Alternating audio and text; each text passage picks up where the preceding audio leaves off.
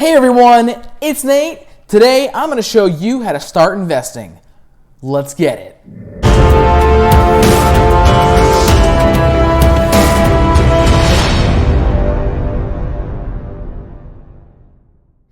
Welcome back everyone. Like I said, my name is Nate and I'm here to help you master your money. So today I'm going to be covering the basics of investing. I'm going to jump right into what I'm going to talk about.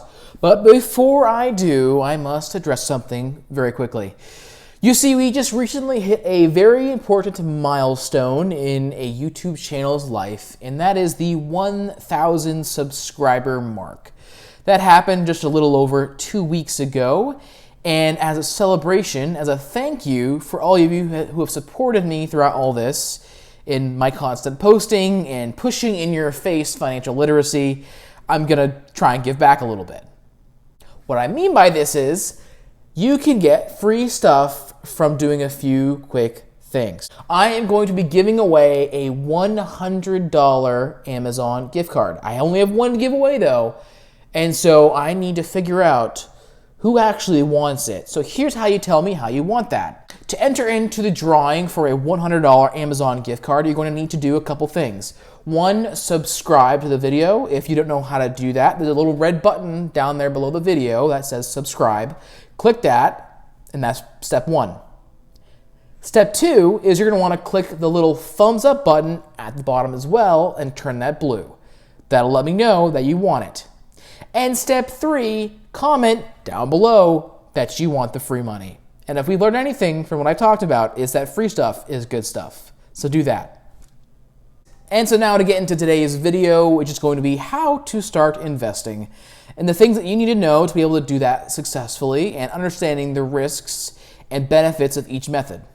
But before we get too far, we need to learn a few terms that are going to help us out if we don't already know them.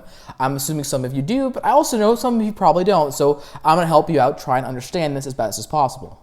So the first term we're going to need to know is rate of return. So you may have heard rate of return or interest rate or just rate. And what that simply means is the amount of profit that you make on something in a certain period of time. That's simply it. And that profit and that rate is the proportion of your principal compared to the profit. And that difference is the rate you earned of profit in that time period. So say you had a $100 investment that you made and it had a 10% rate of return. That means in the given time period, let's say it's 1 year, over that 1 year, you would earn a $10 profit from that, meaning that that has a 10% rate of return. So it's really quite simple like that. But that rate of return can be over different time periods, so that's something to watch out for. Next is going to be principal. Principal is not the guy at your school that tells you not to throw stuff at each other because that's fun. But no, principal in this instance is going to be how much money you actually invest into something, how much of your money you put and take and move it to whatever you're investing in. The next item we need to learn is dividends. Now dividends are a little more complicated, but I'll simplify it to make it a little more easy to digest. You've probably heard this term before, and what it means is when you own a company or part of a company and they make a profit, you can get part of that profit as the company saying thank you for buying into their company. That's quite simple as that. So let's say you have 10 shares of XYZ Company Inc. and they're about to release their dividends. And they're releasing dividends at $5 per share. So if you multiply $5 per share by the number of shares that you have, which is 10, you'll be getting a dividend payout of $50. That's how that works. Now, this is just a very simple overview of that. Dividends can be released annually, quarterly, semi-annually. They can do monthly. Some do at whatever interval they want to. But a company typically will have a set schedule for these. So it won't be a surprise that it's showing up, unless you totally forget about it, which is fine too. So the next item we're going to need to know about is an index fund. Now I've mentioned index funds briefly before, but here's what an index fund is. An index fund is a stock that you can purchase and its value and its performance is based off of a metric that is, say, something else. A S&P 500 index fund will base its performance off the actual S&P 500. And in case you don't know what the S&P 500 is, it is a collection of the 500 best publicly traded companies on the market. And so when you buy into a S&P 500 index fund, you are getting a little bit of the very best companies that we currently have out there. Companies such as Apple, Google, Facebook, Netflix, Visa, and many others you probably already know. The next thing we'll need to know about is what's called a high yield savings account. Simply, it's a savings account that has a abnormally high interest rate. So right now, you're going to go to your bank and you'll probably find that you're getting probably 0.05% of an interest rate. And that's really low. That's pretty abysmal. But there are some banks out there that offer significantly higher than that. And those are the ones you're going to want to try and gravitate towards if you want to put large amounts of money and have it sit there. Next is going to be real estate investment. Now, I may get a little flack for not covering this one more thoroughly, but I'm going to cover the bits that I think are the most valuable. Investing in real estate can mean many things, but in this instance, I'm going to be talking about how when you purchase a property, you can rent it out and profit the difference of the rent you're bringing in and the mortgage and payment and expenses you have in the house. The difference between those two amounts is the profit you can make from investing in real estate. And the last thing we're going to go over before we start things is a Roth IRA. You may have heard this one before, but let me explain what this is for those who don't know. A Roth IRA is what's called a tax-advantaged retirement account. For this instance, what this means is that when you pay into a Roth IRA, the money that you're paying in, you've already paid taxes on, so when it goes into your Roth IRA, it will not be taxed again, which is really good. With a Roth IRA, your money can grow tax-free for decades, which is fantastic. And when you withdraw it after the age of 59 and a half, you won't owe any taxes on any of it, which is not a normal thing to have. This is a very special thing. And the only caveat is you can only put in $6,000 per year. Now, I know that may seem like a lot of money. That may seem like a little bit of money. I don't know where you're at right now, but this is absolutely worth checking out. So now that I've covered a few of the terms and principles we're going to need to know for today, I'm going to get into the actual investments and how to do them. I'm starting from the least risky and I'm moving on to the most risky. But as this list goes up in risk, it also is going to go up in rate of return you possibly could get. So starting at the low end, we're going to have the high yield savings account. And actually, there's a bank right now that has the highest, and it has a silly name, and it's totally legitimate, but the name of the bank is called Redneck Bank. This is real. I know, I'm sorry. The name of the bank is Redneck Bank, and they have a 1.75% interest rate on their savings account right now on deposits up to $10,000. So for most people, that's going to be super sweet. So what I would do is, if you can, open an account with them, deposit any money you have with them. So say you're currently saving for a home right now and you don't want to put your money into the stock market because it's doing a whole bunch of crazy things, but you do want to have it doing something while you're building and waiting to be able to make that move to buy a house. What I would do is take that money you have for your down payment and put it into the savings account and gain a little bit extra on what you're already putting in there. What's great about this is that it's basically no risk. These are very, very safe things to do. Put your money in there, let it grow. Simple as that.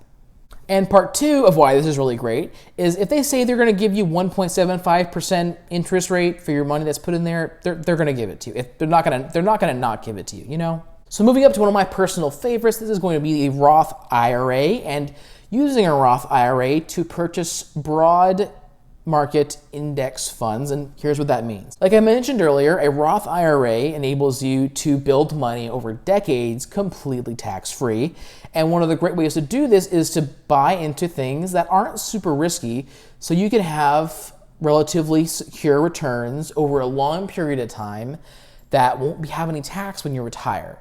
It sounds like a great trifecta of things, but it gets even better. So along with getting to retire tax-free with this method, you can also take advantage of decades of compounding interest by simply starting young, investing as much as you can, and letting that grow within the account. I did a video about 2 months ago about how you can take a $76 per month investment and turn it to $1 million over the course of 40 years. I know it seems like a long time, but the power of compounding interest it's incredible. Definitely as early as you can, as young as you can, start investing and putting money away for retirement now. Oh, and a few more things. With this method, you're typically going to expect about a 7% per year return on the money you put in. Also, two good places to start your Roth IRA with is going to be Fidelity and Vanguard. Those are two great companies. They've been around for a good long time. They're very stable and they're pretty easy to use too. So I'm going to link those two companies in the description below. So if you want to go ahead and open up your Roth IRA today, you can absolutely do that. Up next is going to be index funds, and you can expect about an 8 to 10% return on average every year on your money. Index funds are great because they take the performance of the best performing companies in a given market, a given sector, and they use that to base your portfolio performance off of. Index funds allow you to buy fractions of huge companies for a very, very small price, some as low as $30 or $40 per share. And in the description, I'm going to be linking what I think are some of the best index funds to buy into right now, so check that out. So now we are moving into the higher risk sector, and now we're going to be talking about buying into individual stocks. So while there is greater risk with buying individual stocks, there's also potentially greater reward for doing so. On average, you can assume some of these stocks are going to gain 10 to 25% a year, which is massive, but not all of them do this well. But even with that being said, here are some really great stocks that you should buy into, especially right now while everything's significantly discounted because of all that's happening that I can't talk about. Companies like Facebook, Apple, Google, Netflix, Visa, Amazon, these are all places that are solid companies that have been around a good long while, that are very profitable, and they do exceptionally well in the market. Right now, because of everything that's happening, everything is significantly discounted, or like other people say, all the stocks are dying and flattening out and all that. But really the way I see it is everything's on sale right now, which is awesome. But just for example, Facebook stock in 2019 went up 57%. Apple's went up 73%. Amazon's went up 20%. Netflix went up 21%, and Google went up 28%. These are just a few of the best performing companies that are out there, and you're probably already relatively well acquainted with them.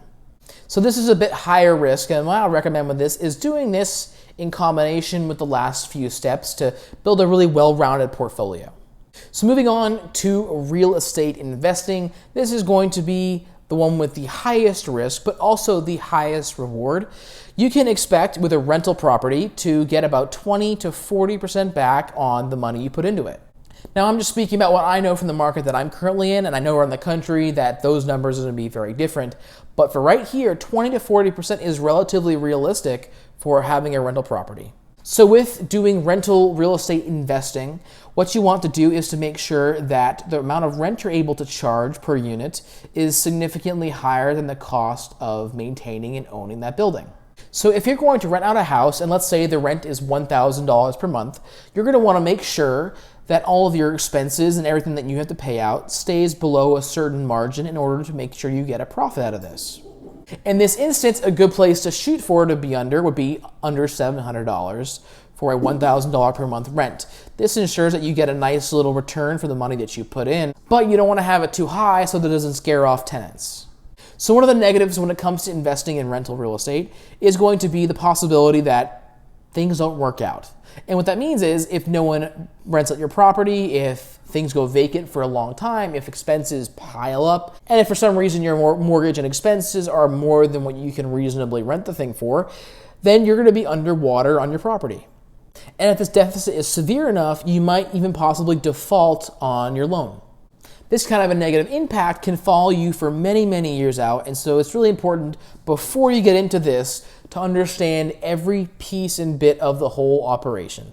It's good to know how much money you have coming in, it's good to know how much money exactly you're going to need, and to save up as much as you can on the side so that if things do come up unexpectedly, because unexpected things always come up when you least expect them, to be ready for that with a decent cushion of emergency money.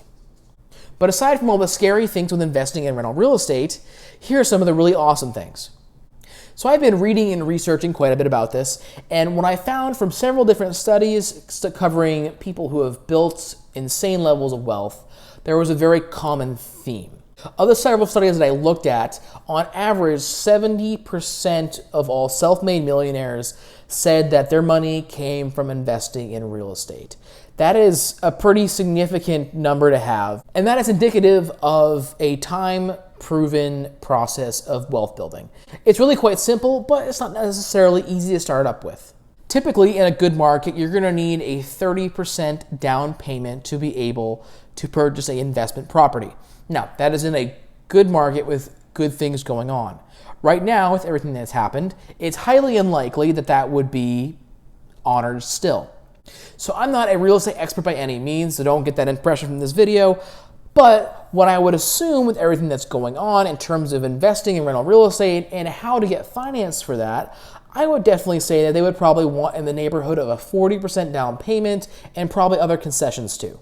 So while this method of investing is really out of range for most people, it is definitely something to look forward to and to hope for eventually once you're able to financially do it.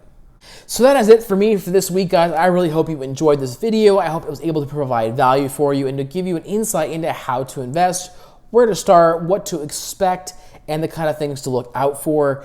I greatly appreciate each and every one of you, and I thank you all so much for supporting me on this way. I am going to see you all next week. Take care. Bye.